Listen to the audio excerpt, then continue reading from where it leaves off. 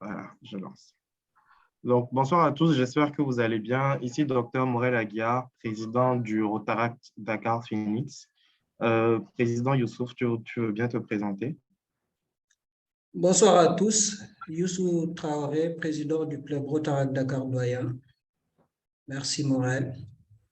Bienvenue dans cette réunion statutaire conjointe du dimanche 9 octobre 2022. Donc, c'est une réunion qui marque l'aboutissement d'une campagne de sensibilisation digitale, également conjointe avec le club de Dakar Douania. Et donc, pour tous ceux qui sont invités, qui ne savent pas trop, on va faire l'effort à chaque fois qu'on aborde un nouveau point de faire une petite explication. Et vous aurez tout le loisir de revoir cette réunion sur notre chaîne YouTube, vu qu'elle sera enregistrée. Protocole, je vais sonner la cloche et puis tu voudras bien dérouler. Merci.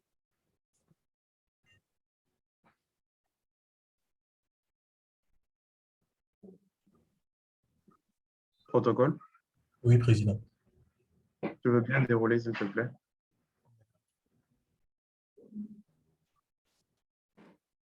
Donc, bonjour à tous. J'espère que vous allez bien. Bienvenue à notre réunion du jour. L'ordre du jour est le suivant. Au premier point, on a l'ouverture de la réunion par le chant du Rotary, qui sera suivi du mot du secrétariat. Nous aurons ensuite une communication statutaire sur le thème lutte contre le cancer de sein au Sénégal, les moyens d'accompagnement à la disposition des patients, qui sera animée par le docteur Ibrahima Thiam. Ensuite, nous aurons le quatrième point qui concernera les informations et divers, suivi de la présentation de nos très chers amis visiteurs et invités. Puis nous clôturerons la réunion par le critère des 4 questions. Président, tel se présente lors du jour de la réunion. OK, merci beaucoup, protocole. Président Youssouf, est-ce que tu auras un amendement à l'ordre du jour? Non, il n'y a pas de souci, on peut poursuivre. Merci. D'accord. Est-ce que quelqu'un dans l'assistance aura un amendement à l'ordre du jour, s'il vous plaît?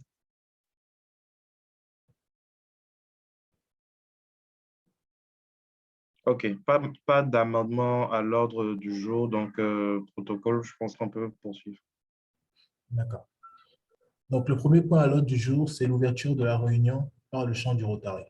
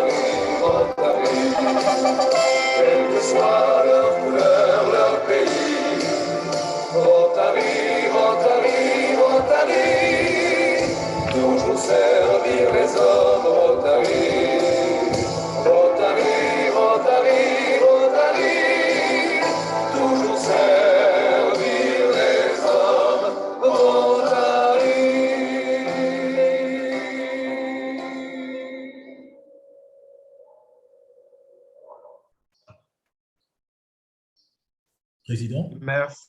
OK, merci beaucoup, protocole. Donc, pour toutes les personnes qui ne sont pas habituées aux réunions du Rotary, donc ça, c'est l'hymne du Rotary et qui nous rappelle ce pourquoi nous sommes tous ici présents. Et c'est le fait d'être au service de la communauté, au service de notre prochain. Merci, protocole. On peut passer au point suivant. Oh. Le point suivant, c'est le mot du secrétariat. Mais avant de passer la parole au secrétaire, j'aimerais notifier à tous les amis visiteurs invités de s'inscrire sur le lien Google Form qui a été envoyé dans le chat. Merci. Euh, Bonsoir à OK, tous. merci. Bonsoir, Nassa. Désolée du retard.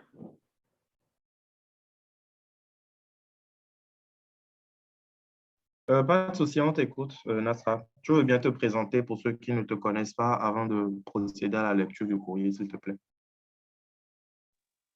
Ok, vous m'entendez? Parce que là, Si on t'entend correctement. ok, ok.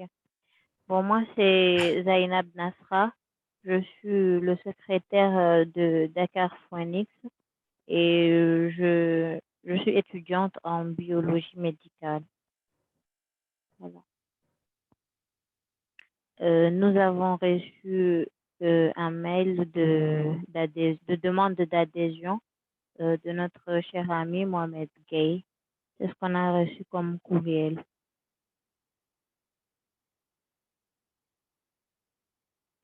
OK, Voilà, d'accord. c'est Merci beaucoup, Nasra.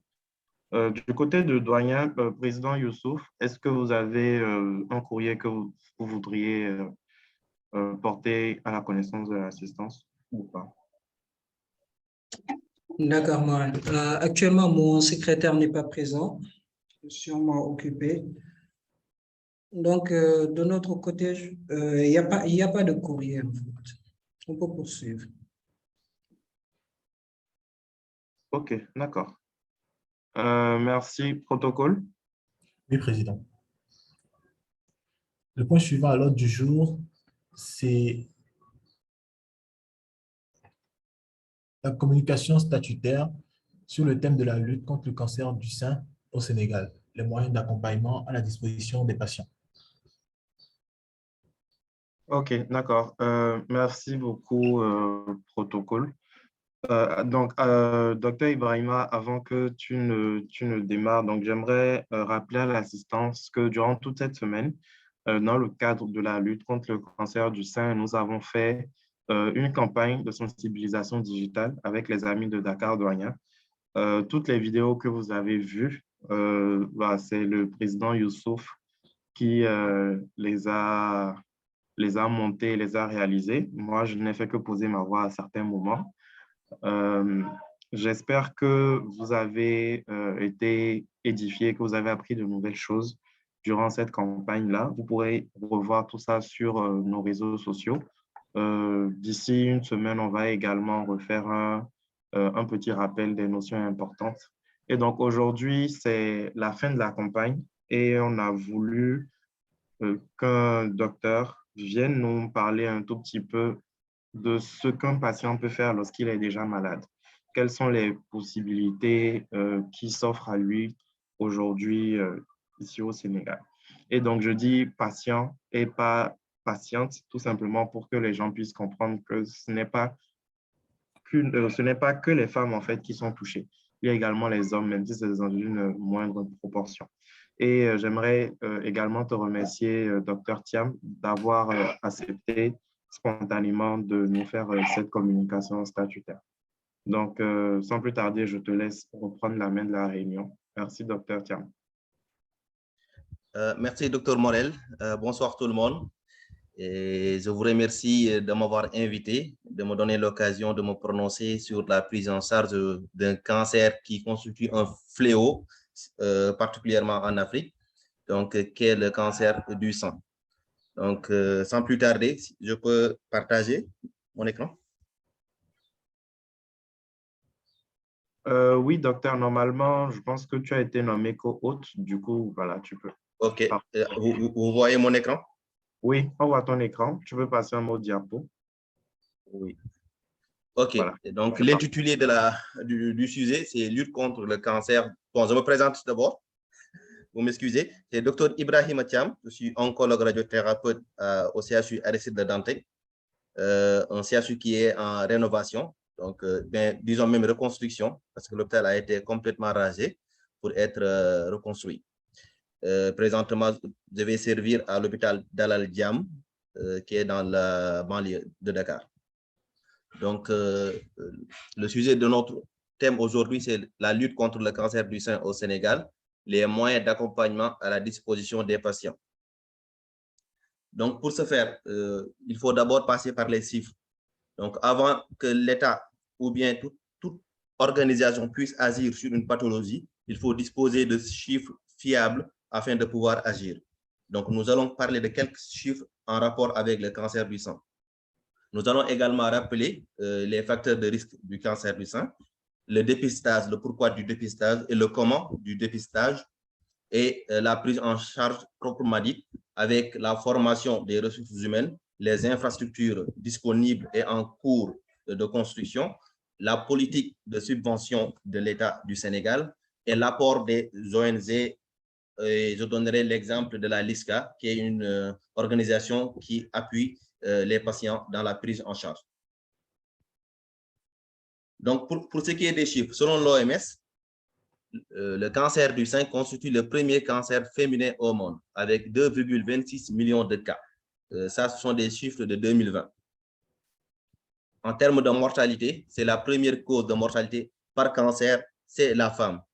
Bien entendu qu'il y a d'autres causes de mortalité que constituent les pathologies cardiovasculaires, et le cancer est de plus en plus noté dans cette mortalité. Et c'est la femme, la première cause de mortalité par cancer, c'est le cancer du sein. Au Sénégal, le cancer du sein constitue 16,7% de tous les cancers. Donc, c'est un chiffre qui est vraiment élevé. Et en termes de mortalité, c'est la deuxième cause de mortalité par cancer, c'est la femme. Et le cancer qui vient en première position, c'est le cancer du col de l'utérus. Et vous savez que le cancer du col de l'utérus est en voie d'éradication dans les pays développés avec la mise en place d'une politique de vaccination, parce que dans le cancer du col de l'utérus, le principal responsable constitue le virus HPV. Donc, quasiment 99, disons même 9% des cancers, le responsable, c'est le virus HPV. Et au Sénégal, on a récemment introduit dans le programme élargi de vaccination, la vaccination HPV. Donc, mais les résultats sont attendus dans des années, parce que ce sont des jeunes filles et garçons à bas âge qui sont vaccinés. Donc, les résultats, l'impact de cette vaccination sera évalué dans les années à venir. Donc, dans mon service de radiothérapie à l'hôpital Aristide Le Dantec, le cancer du sein et du col constitue la moitié de nos activités. Donc, c'est juste pour vous dire que ces deux cancers-là sont vraiment un problème de santé publique chez la femme. Donc, 50% de nos activités, c'est le sein et le col. Et les autres 50% sont constitués des cancers digestifs, des cancers ORL, et également des fois des cancers du tissu mou. Donc, ça, c'est un diagramme circulaire qui représente la distribution des cancers du sein, c'est la femme au Sénégal. Et vous voyez que le cancer du sein et du col, 26,8%, c'est des cancers du col de l'utérus et 25,1%, c'est les cancers du sein. Et c'est ces deux localisations-là, tantôt c'est le cancer du sein qui est plus fréquent, tantôt c'est le cancer du col de l'utérus. Donc, ce qu'il y a à noter, c'est que ces deux cancers-là constituent vraiment un véritable problème de santé publique pour la prise en charge des cancers chez la femme. Ça, c'est des chiffres du Globocan 2020. Donc, ceci me permet aussi d'attirer l'attention sur le fait qu'en Afrique, on a un réel problème par rapport aux chiffres.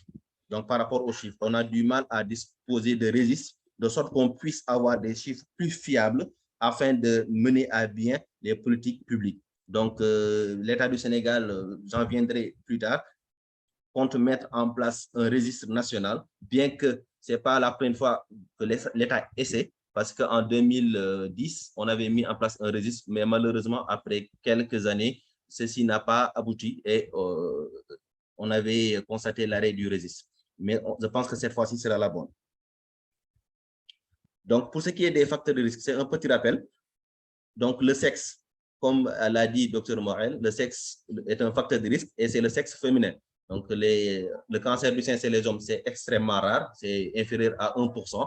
Donc, on peut travailler dans un service de cancérologie 2 ans durant et ne voir que un ou deux, excusez-moi, un ou deux cancers de l'homme. Donc, c'est extrêmement rare. Mais quand même, ce n'est pas impossible. Donc, l'âge, sur le plan mondial ou bien au niveau des pays développés, l'âge est un facteur de risque aux alentours de 60 ans. Mais dans les pays sous-développés, on voit des cancers avant 40 ans vers 50 ans. Donc, l'âge est beaucoup plus bas. Et habituellement, quand on entend des cancers à un jeune âge, le cancer est souvent agressif et c'est souvent aussi lié à une prédisposition génétique. Donc, les antécédents personnels, donc une patiente qui a eu à avoir un cancer du sein, donc constitue un facteur de risque pour la survenue d'un cancer du sein sur l'autre sein restant, ou bien même de récidive. Également, des patientes qui ont présenté des hyperplasies atypiques ou bien des cancers, des néoplasies lobulaires in situ, donc sont des sujets à risque.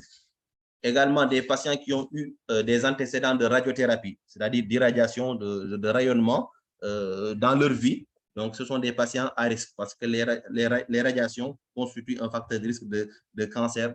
Et quand il y a eu une irradiation thoracique, donc c'est dans le domaine du probable que la personne puisse présenter un cancer au niveau du sang. Donc, les antécédents familiaux, donc là, c'est là où on parle des prédispositions génétiques et particulièrement les mutations concernant le BRCA1 et le BRCA2, donc qui constituent vraiment, qui prédisposent la personne à faire un cancer du sein, excusez-moi, un cancer du sein, et ce risque peut aller jusqu'à 85% des cas. Donc, c'est pourquoi dans les familles où il y a ces mutations-là, la surveillance doit être très, très, très rigoureuse. Et ça pousse même certains à faire des mastectomies prophylactiques, c'est-à-dire avant que le cancer ne soit là, on enlève les deux sangs. Donc, mais ça, c'est vraiment des cas exceptionnels. Hein?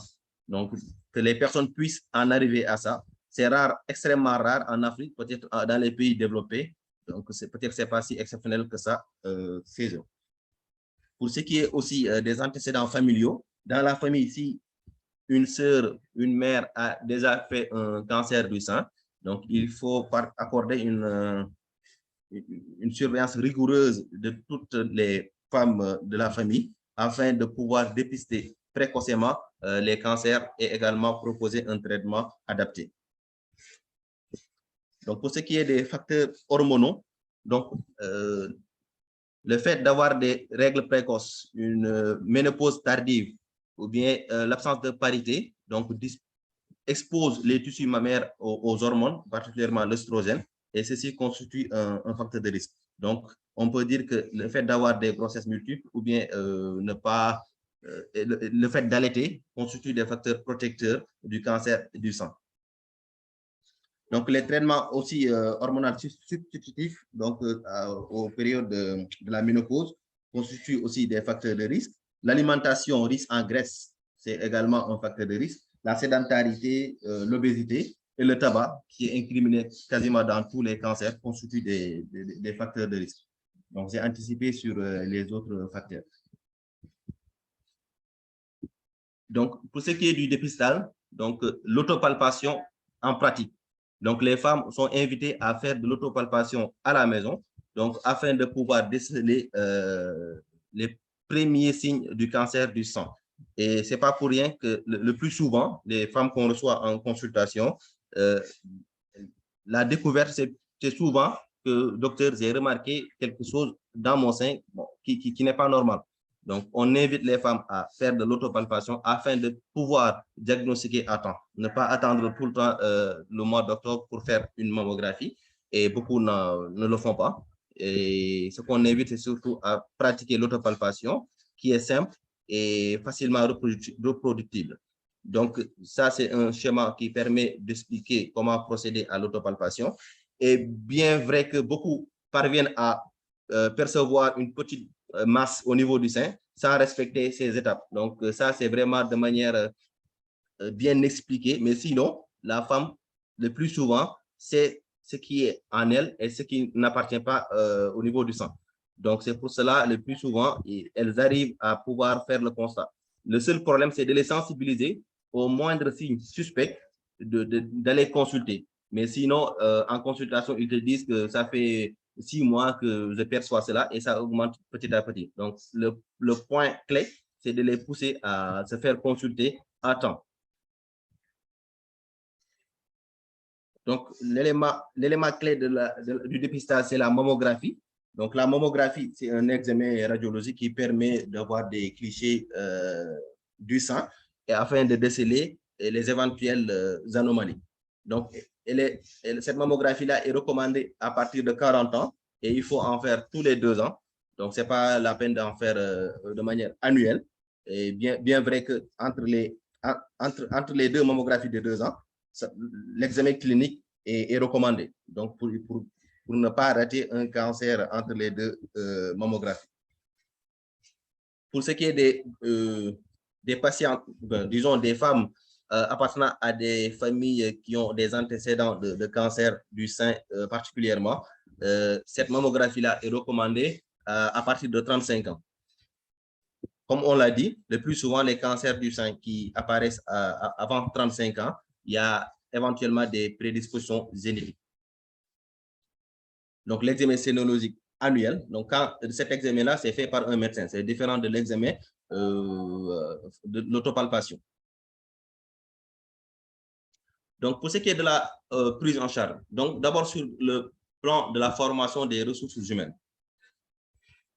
En 2016, lorsqu'il y a eu la panne de notre vieux Cobalt, c'est un appareil de radiothérapie 2D, donc c'est vraiment un ancien appareil. Quand c'est tombé en panne, l'État a entrepris vraiment la prise en charge des patients, surtout en renforçant les ressources humaines sur le plan de la radiothérapie particulièrement, parce qu'on avait la chirurgie, on avait la chimiothérapie, mais malheureusement, la radiothérapie, il n'y avait qu'un seul appareil à l'œdentec et c'était souvent en panne. Et cette panne-là est devenue irréversible en 2016. Et le diplôme de spécialisation de radiothérapie n'existait pas au Sénégal. Donc, c'est à la suite de cette panne-là que l'État a mis en place cette spécialisation à la faculté de médecine de Dakar. Donc, et avant ce DS, il n'y avait que 2 radiothérapeutes au Sénégal. Et avec la création de ce DS, là, aujourd'hui, on en est à 10 radiothérapeutes. C'est pour vous dire l'importance de l'effort fourni par l'État. Bien vrai qu'on aurait pu faire ça depuis, mais mieux vaut tard que jamais. Donc, il a été créé le DS de radiothérapie qui permet maintenant de former des spécialistes en radiothérapie sénégalais et aussi de la sous-région. Donc, cette année-ci, on a des Béninois, des Camerounais, des Maliens qui sont au Sénégal pour faire cette formation-là. Donc, et dans l'octroi des bourses, la priorité a été accordée aux spécialistes qui veulent faire de l'oncologie, c'est-à-dire soit de l'oncologie médicale, soit de l'oncochirurgie. Et ils ont la priorité dans l'octroi des bourses. Parce que vous savez, après la thèse, vouloir enchaîner avec la spécialisation et ne pas avoir de bourse, c'est très compliqué. Et l'État a mis vraiment en place cette priorisation dans l'octroi des bourses pour permettre aux jeunes médecins de pouvoir faire la radiothérapie ou l'anatomopathologie ou l'oncochirurgie. Des stages de renforcement aussi de capacité sont souvent disponibles pour les médecins en formation ou bien les spécialistes à l'étranger. Donc, des formations, des stages de renforcement pouvant aller d'1 mois à 3 mois ou à 6 mois. Également, pour la formation continue du personnel des structures périphériques, il y a une formation continue des sages-femmes, des infirmiers, des médecins généralistes qui sont dans les zones les plus reculées afin de permettre un dépistage ou bien une détection plus précoce du cancer, que ce soit du sein, du col de l'utérus, et permettre aussi leur orientation dans les centres de référence. Donc, si on néglige cette formation des ressources humaines qui sont au contact des populations, on risque de voir tardivement les patients arriver dans les centres de référence. Donc, pour ce qui est des infrastructures et équipements, il y a une dotation au niveau des hôpitaux régionaux de mammographes. Donc, toutes les régions disposent d'au moins 2 mammographes. donc pour faire les mammographies. Donc, les populations n'ont plus besoin de se déplacer, faire des kilomètres pour pour venir à Dakar ou aller à Thiès, à Saint-Louis, pour pouvoir bénéficier de la mammographie. Et donc, ceci aussi constitue une véritable avancée. Et il y a aussi la mise en place d'un troisième service de radiothérapie à Touba. Donc, avant ce service de Touba, il n'y avait qu'un service de radiothérapie à l'hôpital Aristide Dantec et un deuxième au niveau de l'hôpital Dalal Jamm, ce qui est vraiment loin d'être suffisant pour la prise en charge des patients atteints de cancer du sang. Mais avec la construction du troisième service, nous espérons une amélioration de la prise en charge dans les meilleurs délais. Et il y a aussi de futurs centres d'oncologie, tels que l'hôpital de Diamniadio, c'est un centre national d'oncologie de Diamniadio. À l'hôpital principal de Dakar aussi, il y a un service qui est prévu là-bas de prise en charge des cancers, et à Saint-Louis également.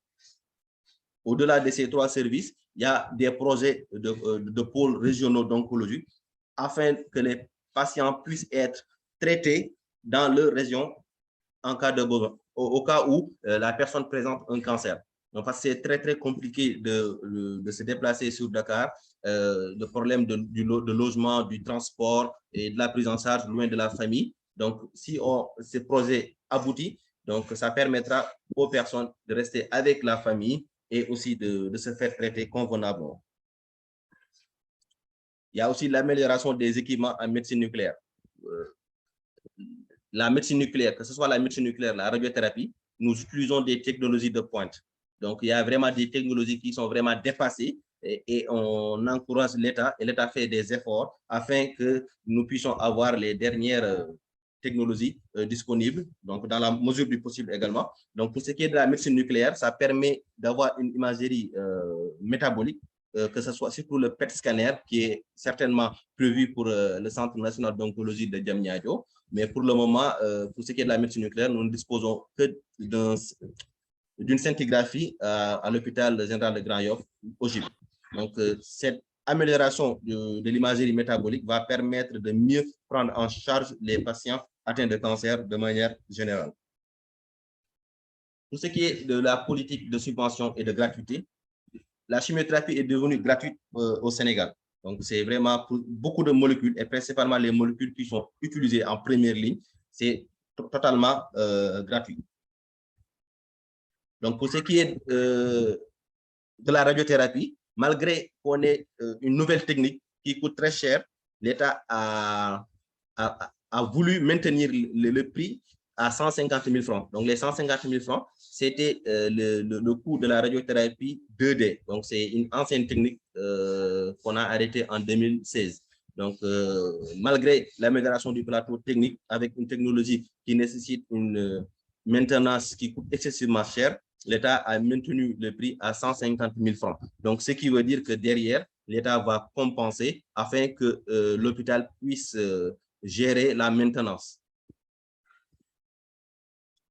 Donc là, il y a une tarification avantageuse aussi au niveau de la chirurgie. Donc, comme vous le savez, la prise en charge thérapeutique, il y a la chirurgie, il y a la chimiothérapie, il y a la radiothérapie. Donc, utilisée selon différentes séquences.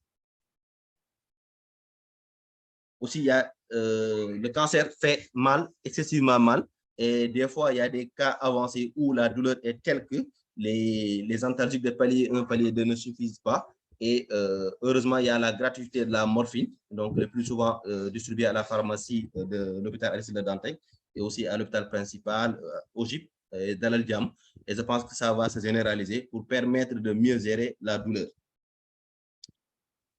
Donc, pour ce qui est de l'apport des ONG, j'ai pris l'exemple de la LISCA, parce que c'est une association de lutte contre le cancer qui nous aide vraiment, de manière vraiment, une aide inestimable.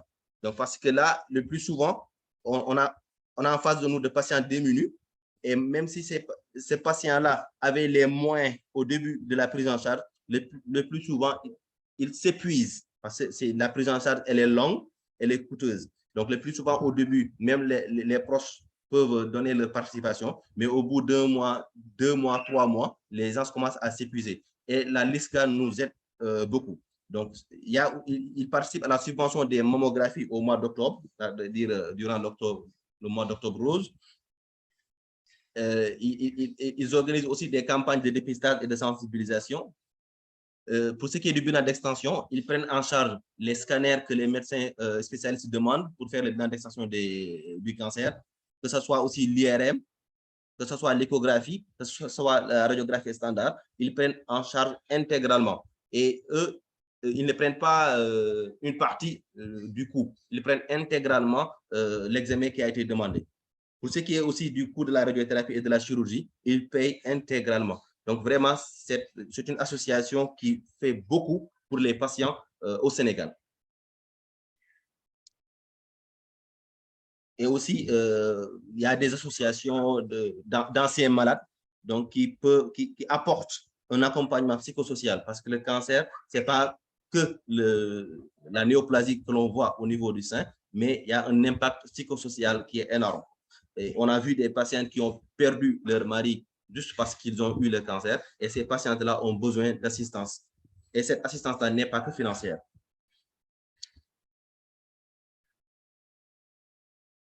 Je vous remercie de votre aimable attention et je suis à votre disposition pour d'éventuelles questions.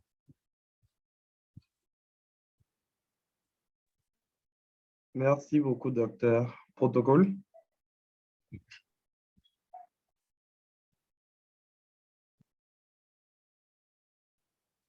Protocole, Lionel? Excusez, j'avais coupé mon micro. Donc, oui, nous allons passer à la phase de questions-réponses. Mais avant cela, j'aimerais une fois encore appeler à nos très chers amis visiteurs invités de bien vouloir s'inscrire sur le lien partagé dans le chat. Président. OK, merci beaucoup, Protocole. J'espère qu'il y aura une avalanche de questions au vu de la richesse de l'exposé du docteur Thiam. Moi, je vais démarrer déjà, je vais commencer en attendant que les participants ne lèvent la main dans le chat pour poser des questions. Alors, docteur, merci encore une fois pour la promptitude et également pour la richesse de ton exposé. Donc, j'en ai appris véritablement beaucoup et sincèrement, je pense que ça a été un très bon thème, la façon dont ça a été orienté, parce que je ne savais pas, par exemple, qu'il y avait des subventions au niveau de certains coûts, que la LISCA prenait, par exemple, totalement en charge tout ce qui était bilan, etc. Je pense que c'est vraiment très bon à savoir.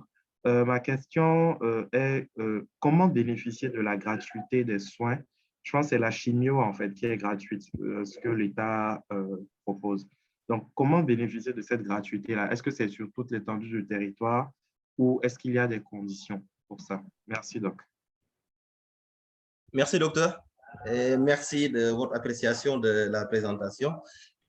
Pour ce qui est de la gratuité, c'est toutes les molécules de première ligne. Parce qu'au début, ils avaient dit que la première ligne de chimiothérapie dans le cancer du sein est gratuite, mais ces molécules-là, on ne les utilise pas que pour le cancer du sang.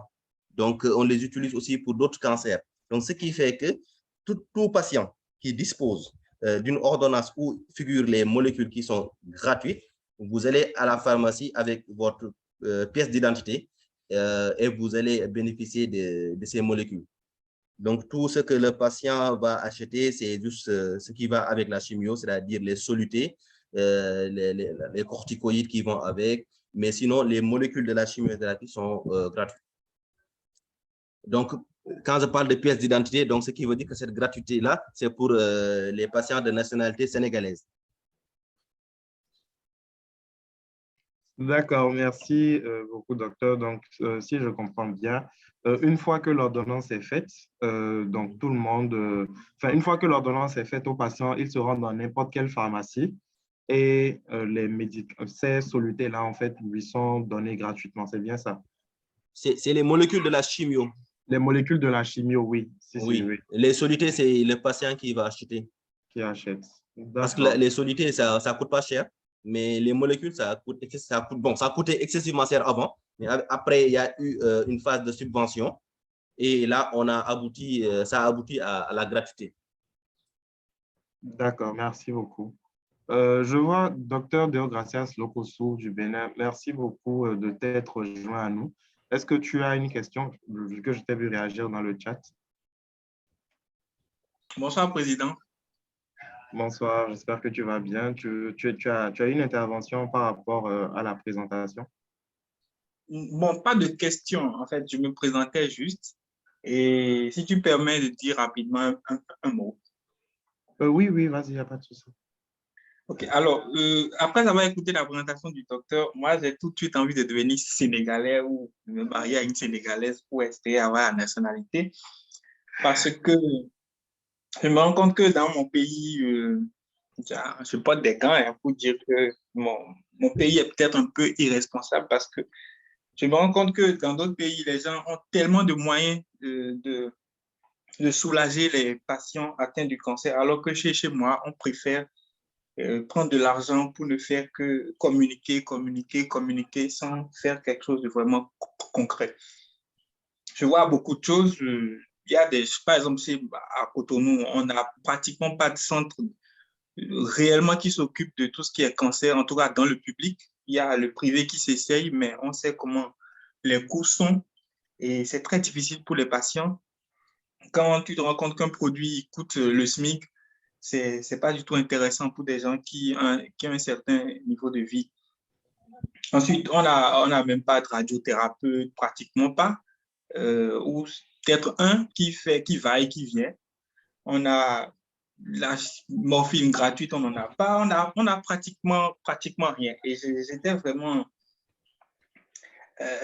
désolé, en fait, de remarquer que tout près à côté, des pays africains font beaucoup d'efforts, en fait, pour essayer de soulager les patients. C'est tout ce que j'avais à dire. Merci, bonne suite et vraiment beaucoup de force à tous les médecins sénégalais. Merci beaucoup, Dr Lokosu. On espère que ça viendra très bientôt dans notre cher pays avec les différentes réformes, on espère. J'ai vu la main du président de Douania. Protocole, c'est bien ça, hein? Oui. OK. Youssouf, tu veux bien ouvrir ton micro? Merci Morel. Merci à M. Thiam pour cette très belle présentation. Donc moi, je comprends mieux en fait pourquoi l'Octobre Rose. Je comprends mieux pourquoi on a consacré tout un mois par rapport au cancer du sein. Parce que lors de la présentation, j'ai entendu dire M. Thiam parler de 2,26 millions de cas dans le monde, avec certainement, je pense, première cause de mortalité chez les femmes. Et seulement au Sénégal, on a 16%. 16% par rapport aux femmes, c'est énorme comme chiffre. Donc, je vois que c'est énorme. Donc, l'État aussi nous aide beaucoup de ce côté. Et c'est très important. Je pense que, comme l'a dit le monsieur qui vient de passer, le docteur, c'est très important que chaque pays puisse voir comment améliorer cette situation parce que c'est très grave, les femmes avec le cancer. Je me rappelle juste une petite anecdote.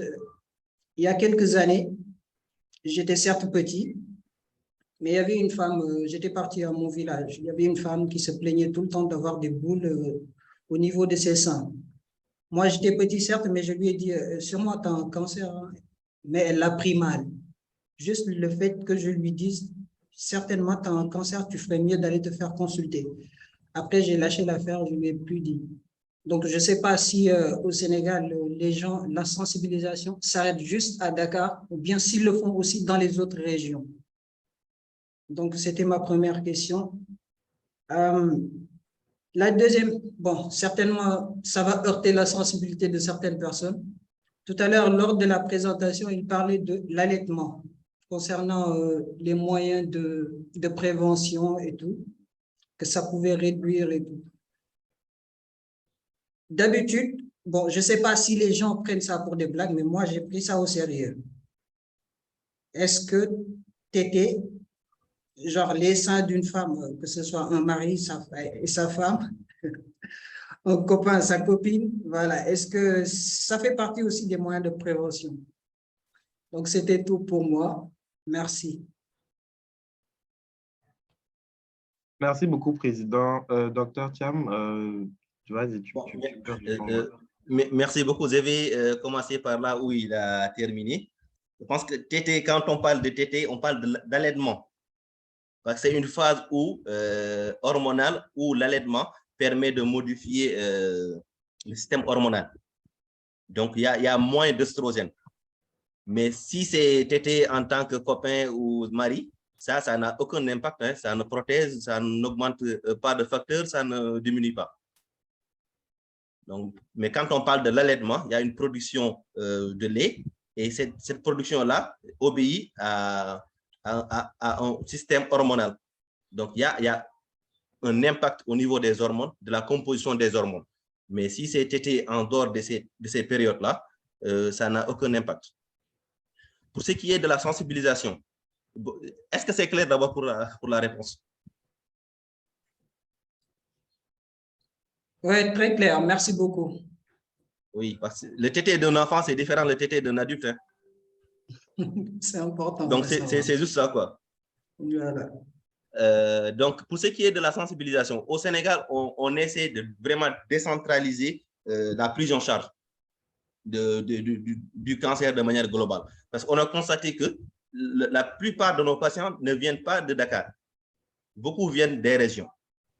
Et une fois à Dakar, avec le problème de transport, aussi le problème de logement, parce que le cancer, c'est une maladie, quand on l'a, même des fois, nos plus proches parents nous fuient. Donc, imaginez que vous quittez les régions pour venir chez un cousin lointain là. Donc, c'est difficile. Donc, c'est vraiment difficile. Donc, même le mari s'enfuit. Donc, ne parlons pas du cousin lointain.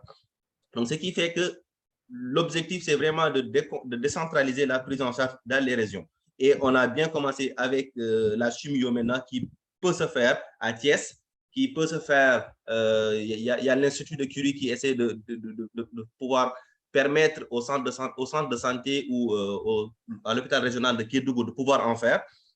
Et à Kaolack aussi, donc on en fait de petit à petit, surtout pour ce qui est du cancer du sein. Donc ça permet à la patiente de pouvoir débuter, de faire la chimiothérapie non loin de ses ailes. Et une fois qu'il faut opérer, habituellement, on opère sur place. Il n'y a que la radiothérapie qui fait déplacer les patients. Parce que la radiothérapie, c'est un investissement qui est lourd, entre guillemets, mais ce n'est pas lourd pour un État, mais pour un privé, c'est lourd. Mais pour un État, pour moi, tous les pays africains devraient en avoir. Donc, ce n'est pas compliqué du tout pour en avoir. Mais bon, on sait tous comment c'est nos États. Mais quand même, petit à petit, je pense qu'on y arrivera. Donc, il n'y a que la radiothérapie qui fait que les patients se déplacent. Et là, on a commencé par Touba. Touba, c'est quasiment au centre du Sénégal. Donc, on a mis un centre là-bas. Il y a de futurs centres qui vont venir dans le sud, à Ziguinchor, au nord, à Saint-Louis. Donc, et d'autres projets aussi peut-être qui verront le jour pour faire des pôles régionaux, de sorte que les patients puissent se faire traiter dans leur région, ne pas quitter leur région pour venir à Dakar. Donc, vraiment, c'est une politique qui est en cours, qui est en bonne voie et il y a de l'espoir. Maintenant, pour ce qui est du chiffre 16,7, ce n'est pas 16,7 des cancers du sein, des cancers, c'est la femme. C'est de tous les cancers. Donc, ça vous montre à quel point le cancer du sein est vraiment fréquent. Le cancer du sein est très, très, très fréquent. Si vous prenez tous les cancers, 16,7% des cancers, c'est le sang. Donc, c'était pour faire cette précision-là. Merci beaucoup, docteur. Vous voyez, excusez-moi aussi, vous Oui, voyez oui, là. vas-y. Donc, si on ne prend que les cancers, c'est la femme, le cancer du sein, c'est 25,1%. Donc là, c'est un quart. Donc, merci beaucoup. C'était cette précision-là que je voulais faire. Merci beaucoup, Doc. Bon, le protocole me fait signe inbox que le temps passe. Effectivement, nos réunions sont prévues pour durer 1 heure, mais on peut dépasser. Donc, ce que je propose, c'est qu'on prenne une dernière question J'ai vu qu'il y avait une question dans le chat et du coup, on va évoluer. Et peut-être à la fin de la réunion, si des gens n'avaient pas eu l'occasion de poser des questions et si tu es toujours avec nous, bah, tu pourras y répondre. Donc, j'ai vu dans le chat la question suivante. Quelle est la probabilité pour qu'une personne guérisse du cancer du sein? Ça, c'est de 1. Et de 2, j'avais reçu également une question où on m'a demandé si le fait de faire la mammographie tous les 2 ans n'est pas également un problème, puisque tu as parlé de radiation, etc. Donc, voilà. Merci, Doc. Merci pour ces deux questions-là. Par rapport à la probabilité de guérison, malheureusement, elle est très, très faible en Afrique. Et ceci est lié au diagnostic tardif. Je n'ai pas de chiffres à avancer comme ça, mais la probabilité, quand même, elle est très, très faible devant les cas avancés. Donc, la survie est vraiment faible. Parce que le plus souvent, on ne parle même pas de guérison pour ce qui est du cancer. On préfère parler de rémission. Donc, une fois que le traitement est fini, quel que soit le stade initial, le patient ou la patiente est suivi quasiment pour toute la vie. Donc, c'est des rendez-vous au début plus rapprochés, 3 mois ou 4 mois, tous les 3 à 4 mois. Après, si on ne voit rien avec les examens cliniques et paracliniques, on peut faire tous les 6 mois. Et au-delà de 5 ans, on fait de manière annuelle. Donc, si on maintient cette surveillance-là, c'est que le cancer peut revenir à tout moment. Donc, c'est pour cela qu'on préfère parler de rémission. Si on était sûr que la personne était guérie, bon, pas besoin de surveiller, quoi. Vous n'avez pas vu quelqu'un faire surveiller un palu pendant des mois ou des années. Mais pour ce qui est du cancer, c'est le cas. La surveillance post-thérapeutique est vraiment impérative. Et plus la personne a été diagnostiquée tôt, et mieux il aura des chances de survie plus élevées. Donc, en Europe, ça va pour la guérison, la rémission, ça va jusqu'à 85% des cas, mais en Afrique, c'est vraiment très, très, très faible. Selon les chiffres du Globocan, quasiment 70% des cancers, des patients qui ont présenté un cancer au Sénégal sont morts. Donc, vous voyez, 70%. C'est très, très élevé. Donc, ce qui montre qu'il y a vraiment beaucoup, beaucoup, beaucoup à faire pour diagnostiquer de manière précoce et mettre en place un traitement efficace. Et ceci va favoriser, va améliorer les résultats thérapeutiques. La deuxième question, rappelez-la moi, s'il vous plaît. Merci, Doc. La deuxième question, c'est quelqu'un qui demandait si le fait de faire les mammographies tous les 2 ans n'est pas également un problème. Bon, en termes de radiation, toute radiation est dosée, c'est-à-dire est quantifiée. Les doses reçues en radiothérapie ne sont pas les mêmes que celles reçues en imagerie. Et la mammographie, tous les 2 ans, n'augmente pas le risque de cancer du sein parce que c'est des irradiations qui sont faibles. D'accord, merci beaucoup, Doc.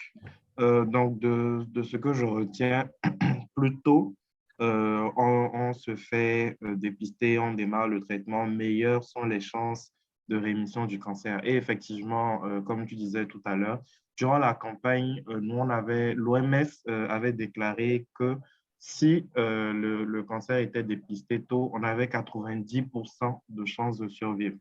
Et le fait que tu fasses la précision que chez nous en Afrique, vraiment, ce sont des chiffres qui sont très, très faibles, en fait, nous fait remarquer qu'effectivement, on a besoin de faire plus de travaux en santé publique et de sortir plus de chiffres. Donc, moi, je suis très orienté vers la santé publique.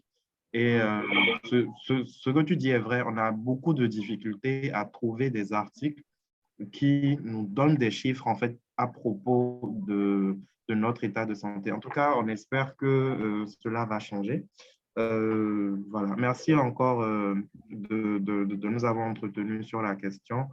Donc, comme on disait tout à l'heure, si vous avez des questions, n'hésitez pas à les garder pour la fin de la réunion parce qu'on est en retard. On n'a pas vu le temps passer tellement c'était intéressant. Donc, merci encore à toi, Doc. Et protocole, tu veux bien reprendre la main, s'il te plaît? D'accord, Président. OK. Donc, pendant que tu prends la main, est-ce que vous pouvez ouvrir vos micros quand même pour faire un tonnerre d'applaudissements à notre doc? Vraiment, il a été très, très, très, très, très, très.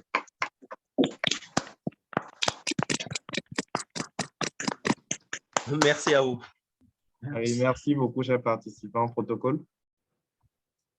Donc, sans plus tarder, nous allons passer au point suivant à l'ordre du jour. C'est le point des informations et divers. Merci beaucoup. Donc, pour ceux qui ont des divers et des informations de la part de leur club, n'hésitez pas à lever la main dans le chat et le protocole vous donnera la parole assez rapidement. Donc, en attendant que vous ne le fassiez, au niveau de Dakar Phoenix, donc, comme information à mon niveau, c'est déjà le fait que nous avons achevé du coup notre campagne de sensibilisation digitale. Dans une semaine, journée mondiale de lutte contre le cancer du sein, on va faire un petit rappel des notions importantes que nous avons abordées au cours de la campagne. Et nous allons également entamer la campagne de sensibilisation contre la polio. Donc, on a entendu parler de vaccins rapidement tout à l'heure. Dans le cas de la lutte contre la polio, heureusement, les chiffres sont beaucoup plus intéressants, on va dire, que concernant le cancer du sein. Mais cela n'a été possible que grâce à de la vaccination massive. Et donc, pour continuer dans ces efforts-là, le club de Dakar Phoenix donc, fait une campagne de sensibilisation digitale et met également en vente des porte-clés. Un porte-clés égale un enfant vacciné. Le porte-clés coûte 1 000 francs. Du coup, s'il y a des amis du Bénin qui sont dans le chat, dites-moi, il y a des porte-clés que je dois envoyer sur Cotoron bientôt, donc n'hésitez pas. J'enverrai des images pour que l'information puisse circuler chez vous. Et pour tous les autres amis des autres pays aussi, n'hésitez pas, on trouvera un moyen de vous les faire parvenir. Merci. Anne-Aurélie, je vois que tu as levé la main. Tu veux bien ouvrir ton micro? Oui, Président. Bonsoir, Président. Je vais vous passer l'information. Bonsoir à tous. Je me nomme Kakou Anne-Aurélie, je suis ivoirienne. Je suis la responsable de la commission Action intérieure du club Dakar Phoenix. Alors, je prenais la parole pour juste informer tous nos amis de Dakar que le dimanche 30 octobre 2022, nous aurons une camaraderie organisée par le club qu'on a dénommée camaraderie en blanc, spécial retour en l'enfance. C'est juste un moment de se divertir, de se rappeler les bons moments qu'on a eus à l'école et voilà, passer du temps. Donc, ça se déroulera au parc de Anne, pour les gens de Dakar, ils connaissent bien, à 15h et on aura un dress code qui sera juste d'être en bleu-blanc. Merci beaucoup. Ok, merci beaucoup Anne-Aurélie. Donc, concernant le prix, concernant la participation, on vous enverra très bientôt les détails par rapport à ça. Pour ceux qui avaient été à la première édition de la camaraderie en blanc, ils ont vu à quel point on s'était très bien amusé. Et pour cette fois-ci, ce sera encore plus fun. Donc, comme elle l'a dit, c'est une camaraderie spéciale retour en enfance. Donc, on va faire passer également un petit formulaire pour que vous puissiez dire les jeux de votre enfance que vous avez envie de refaire. Nous, de notre côté, on va mettre tout en œuvre en fait pour essayer de recréer ça. Et vu qu'on est dans le mois d'octobre et qu'en octobre, c'est la rentrée ici au Sénégal, bah, le thème, véritablement, ce sera autour de la rentrée. Donc, préparez-vous à faire des dictées et on va vous fournir des ardoises et des craies pour le calcul mental. Donc, vraiment, préparez-vous et on enverra toutes les informations durant la semaine. Président Youssouf, j'ai vu que tu avais la main levée. Tu veux bien ouvrir ton micro? Alors, cher ami Morel, merci. Je veux dire merci à la team Phoenix. Ça a été un plaisir de collaborer avec vous pour cette très belle action, même si tu m'as tu m'as trop fatigué. Mais bon, ça a été un plaisir, en espérant qu'il y ait encore de meilleures collaborations, Inch'Allah. Alors, la petite information que je voulais passer par rapport au niveau de mon club, c'est que le samedi plutôt, 15 octobre, nous aurons une action conjointe avec le club Golf de Saint-Tropez, nos amis qui viennent de la France. Donc, une action commune, don de fournitures scolaires, de sacs, dénommé un cartable pour tous. Donc, ce sera au niveau du centre SPER. La localisation, je vais l'envoyer lorsque nous aurons envoyé les visuels. Donc, en espérant vous retrouver tous là-bas. Donc, merci à tous. Merci beaucoup, Président. Ne t'inquiète pas, tout Phoenix sera représenté comme d'habitude. Ne t'inquiète pas. Personnellement, je serai en déplacement pour le travail le samedi, mais le club sera représenté, Inch'Allah. Est-ce que nos amis ont des informations et divers à passer? Protocole, est-ce que tu vois d'autres mains levées, s'il te plaît? Non, je ne vois pas. OK, d'accord. Donc, merci beaucoup à tous. À mon niveau, je pense que j'ai plus de divers non plus. Voilà, il y a également les activités de la coordination dans le cadre de la lutte contre la polio. Principalement, Dakar Phoenix, en plus de sa sensibilisation à elle, va relayer également toutes les infos au niveau de la coordination.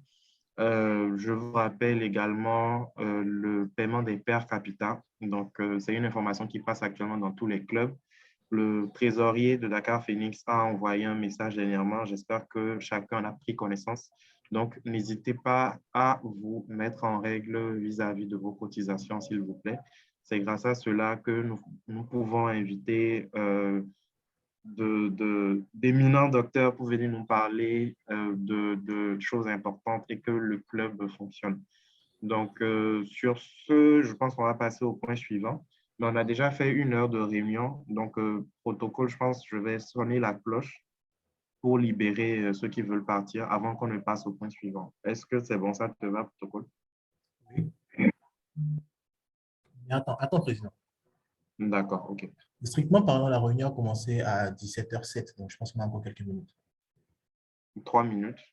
Ouais, quelques 3 minutes. OK.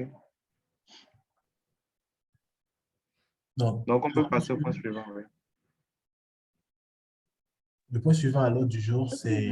Excuse-moi, Président. Oui. Oui, Par rapport à ces points-là, oui. c'est ce que j'ai appris. Et pour une réunion statutaire, si on prévoit de faire une réunion à 17h et terminer à 18h, même si on commence en retard, à 18h pile, on sonne pour libérer les amis. Parce que chaque club a son heure de réunion. Il se peut qu'il y ait une autre réunion juste après votre réunion à 18h. Donc, les amis veulent aller là-bas. Il y a aussi d'autres amis qui vont voyager pour aller chez vous. Et ils vont remarquer qu'ils vont venir juste, ils ont juste 1 heure de temps. Ils partent à votre réunion et à 18h, dans leur temps, ils vont quitter la réunion à 18h pile. Donc, il est recommandé de sonner à l'heure de fin, L'heure de fin. qui est dans OK, votre agent, votre adresse. Merci. OK, merci beaucoup, Fatoumata.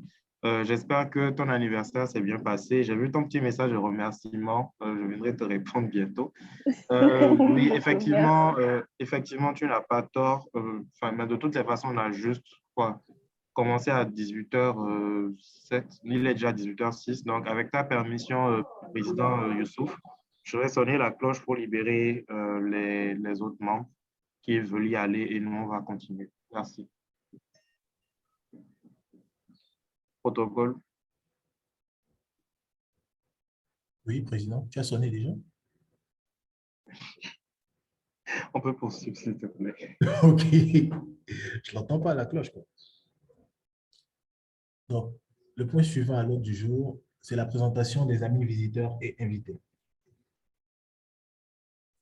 OK, merci beaucoup, protocole. Donc, comme son nom l'indique, c'est le moment où nous présentons les différents amis qui sont venus assister à notre réunion. Donc, les visiteurs en général sont déjà rotariens ou rotaraxiens et donc viennent visiter un club lors de sa réunion statutaire. Et les invités, ce sont ceux qui ne sont pas du tout du mouvement et qui sont là quand même. Donc, voilà pourquoi on parle de visiteurs et d'invités. J'espère que tout le monde s'est inscrit dans le formulaire qui a été envoyé dans le chat. Donc, c'est à partir de cela que le protocole fera la présentation. Donc, protocole, vas-y. Merci, Président. Donc, parmi nous ce soir, nous avions la présence de l'IPP Singare Fatoumata du Rotary Club de Bamako Golf. Bonsoir, IPP. Bonsoir, sur le protocole. Merci pour le temps. Bonsoir et merci beaucoup pour l'invitation. Et merci aux deux présidents pour l'initiative. Singare Fatoumata, immédiat président du club Rotary de Bamako Golf. C'est toujours un plaisir pour moi d'assister à votre réunion. Merci à vous. D'accord. Ensuite, nous avons la présence de l'ami Sopoyan, président de la commission image publique du club Rotary Thabo-Makalavi Plateau. Bonsoir, cher ami.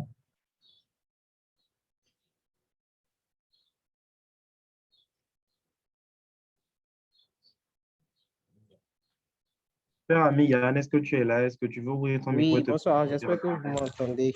C'est bon? Oui, on Allô? t'entend. Oui, on Oui, t'entend. oui, bonsoir à tous.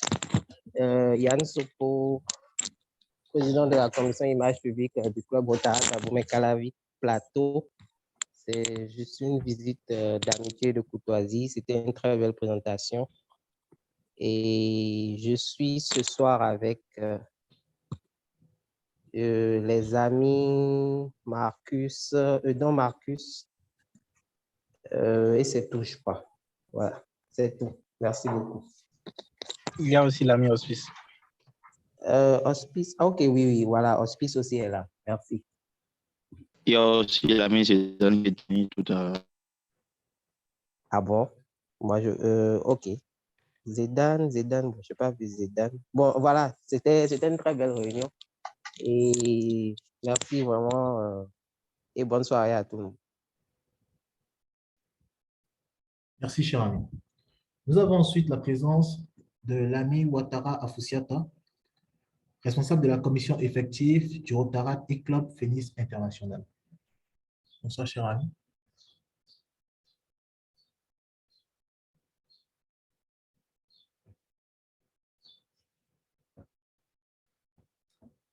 Je vais ensuite saluer la présence de l'ami Lokosu Deo Gracias, responsable de la commission action développement personnel du Rotary Club Thabo-Makalavi Plateau. Bonsoir, protocole. Bonsoir, président. Bonsoir, cher ami. Bon, je corrige, je ne suis pas de plateau comme les autres. Moi, c'est Thabo-Makalavi tout simple. Ah, ok. C'est une visite d'amitié de courtoisie. J'étais très intéressé par le thème. Bon, j'ai dû prendre la réunion finalement en cours. Et c'est aussi l'occasion de remercier le président Morel qui, au cours de son passage à Cotonou, a bien voulu animer une présentation dans le cadre du développement professionnel de mon club sur l'outil collaboratif Trello. C'est tout. Merci. Merci, cher ami. Et je vais finir par saluer l'invité de ce soir, notre ami Domingo Vidal. Bonsoir, cher ami.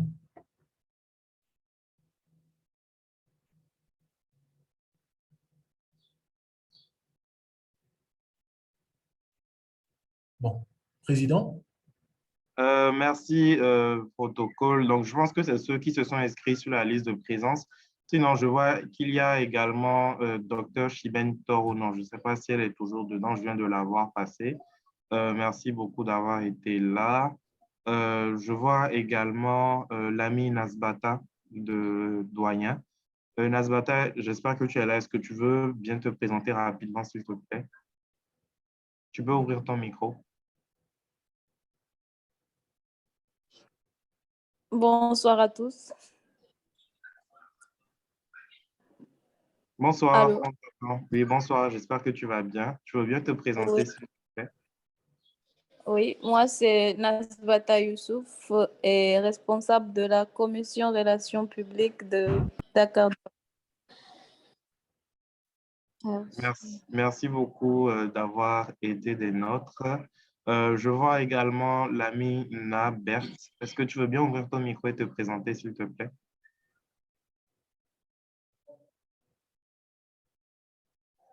Allô, oui, bonsoir. C'est Nabintou Berté de Rotarac Dakar Doyen et responsable de la commission action. Oh, merci beaucoup, Nabintou, d'avoir été là. Protocole, essaie de relancer le lien dans le chat, s'il te plaît. Donc, ceux qui ne se sont pas inscrits dans le chat, veuillez bien le faire pour que la secrétaire puisse faire le PV à la fin. Cher ami Axel, est-ce que tu veux bien ouvrir ton micro et te présenter, s'il te plaît?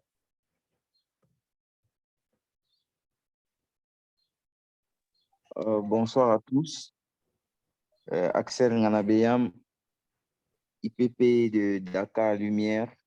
Moi, j'ai vu qu'on a écrit invité et visiteur. Moi, je me suis dit, peut-être moi, je n'en fais pas partie, mais comme c'est là, donc je vais essayer de mettre mon nom dans la liste dès que le lien sera fait. Oui. Ok, d'accord. Tu es invité. Bon, il a oublié de préciser qu'il est d'un club Léo, qui est également un club service comme le Rotaract, mais il est beaucoup avec nous dernièrement. Donc, je pense il va finir par nous rejoindre.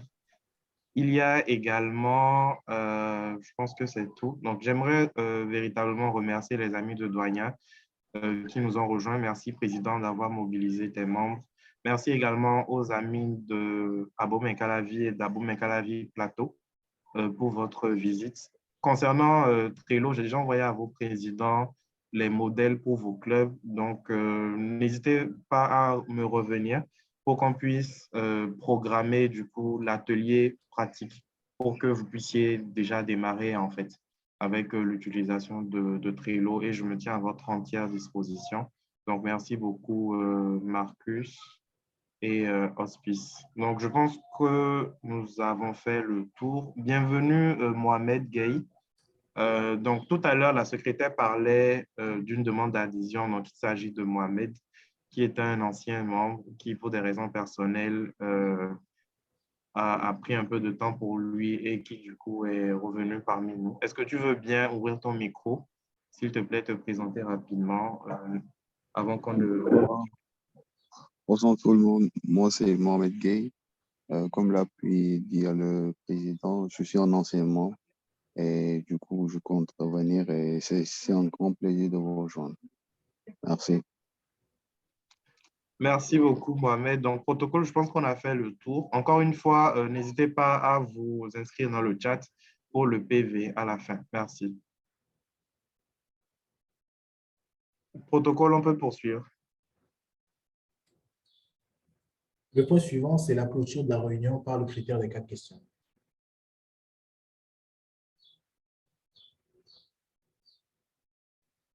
Président, ok, merci beaucoup, Président. Président Youssouf, est-ce que tu veux bien nous faire la lecture du critère des 4 questions? Comme ça, c'est le doyen qui conclut. Protocole, on n'en est pas encore là. Président Youssouf, tu es là?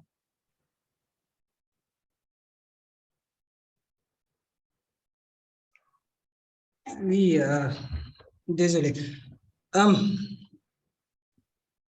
Allô?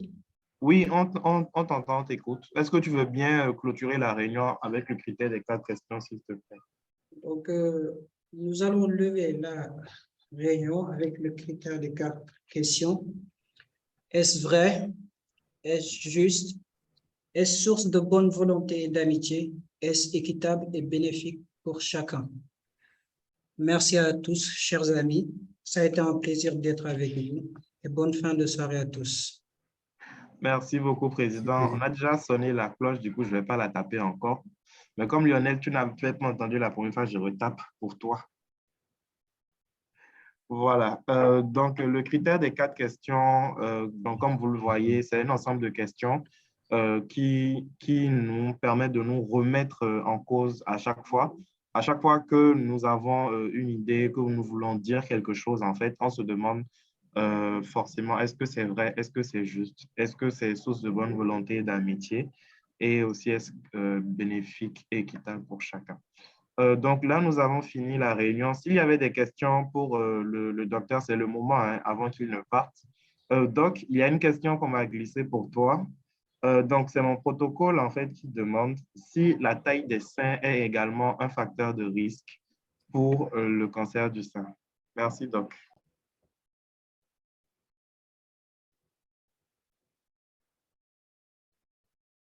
Docteur Thiam, tu es toujours avec nous, tu es là?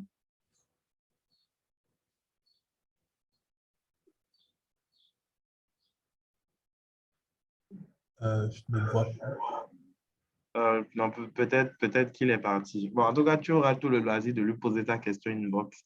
Les autres, ouvrez vos micros, dites un mot avant qu'on ne se sépare. Fatmata, merci beaucoup. Merci encore une fois d'avoir été là. Hein. Toujours présente. C'est bien, j'aime ça. Merci, Président. C'est un plaisir pour moi. Et comme je l'ai dit, je suis toujours active, toujours disponible et aller vers les autres. Et j'invite les autres à